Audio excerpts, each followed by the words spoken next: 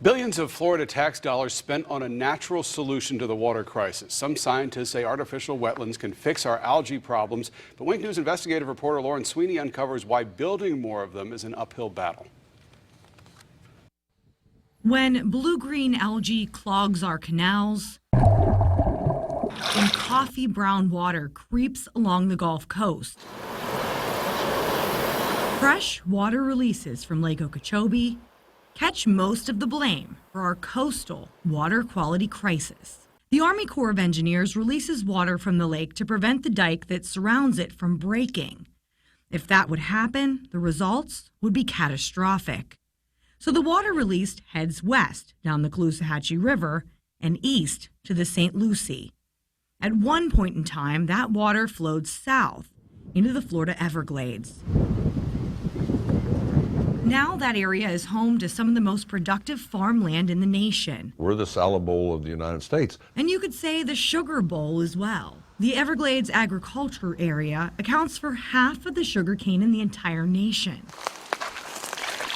But environmentalists want to see the land used for how nature intended. That's what has to happen. We have to put wetlands back where they used to be. But it's not like you can just flip a switch and restore the water to flow from Lake Okeechobee south. It's far more complicated than that.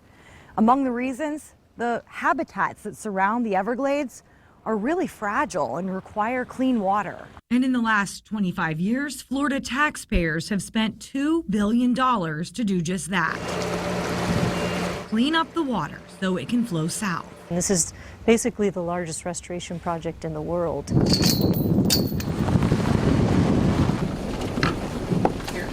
The South Florida Water Management District took us on a tour of one of the state's stormwater treatment areas, STAs for short, which are really reconstructed wetlands.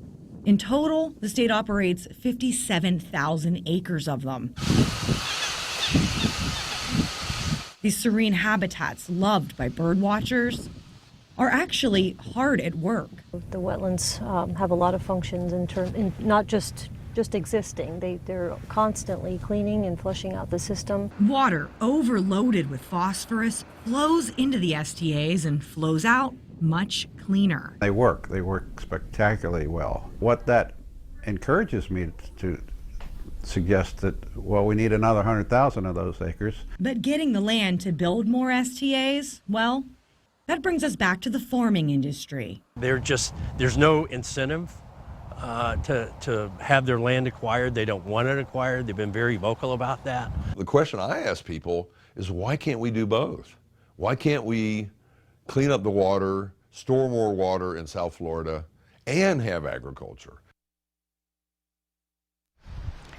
And that brings us back to Lake Okeechobee and the dike. Crews are speeding along repairs there to try to have them done in the next 3 years, which would mean less water flowing through here at the Franklin Lock and out onto our coastline. President Trump will tour Lake Okeechobee and those repairs tomorrow.